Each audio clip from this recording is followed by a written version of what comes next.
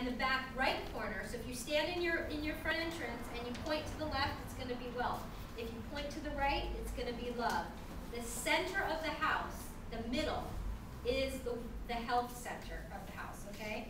So, and now all these others, we just can't get into all of them today, but you can, it's very cool to look at what are each of these centers, because it's amazing. Like, you could say, you know, I don't know why, you know, I haven't been creative, blah, blah, and all of a sudden you realize, like, the cat litter and everything's in your creativity center or whatever, and you're like, wow. And literally, it's very interesting to try to figure out how the different energy centers correspond to how you're feeling about those things in your life.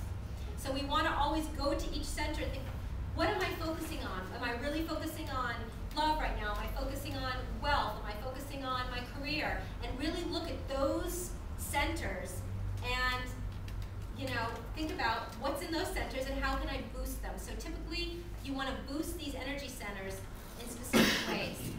Usually, you want to have one source of energy. One source of energy usually is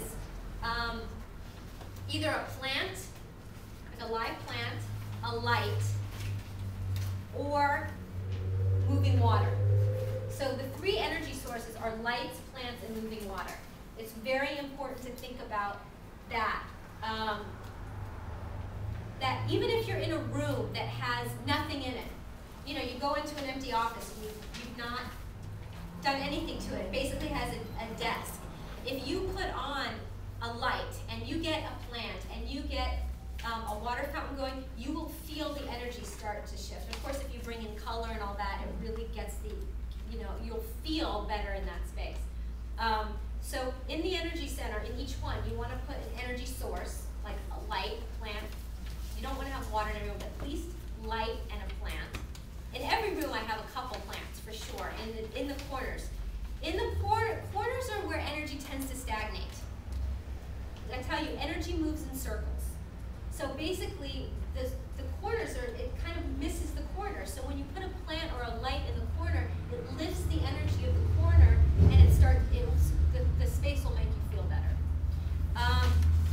The other thing you want to put in each energy center is a symbol of that space. So if you're doing, you know, something for wealth, what we'll talk about, you want something that represents wealth for you.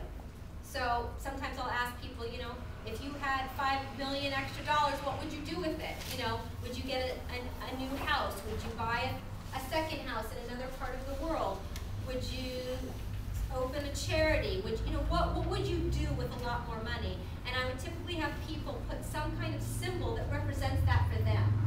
Now, in typical Chinese feng shui, they would say you need 9 goldfish or you need a laughing Buddha.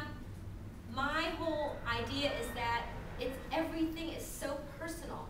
So what's wealth to you might not be what's wealth to you, and I don't think that everyone thinks that 9 goldfish are wealth. So but the Chinese do. So it's a cultural thing. So it's really important that whatever your culture is. So you know, you might be from Spain and they have a symbol that really you connect to.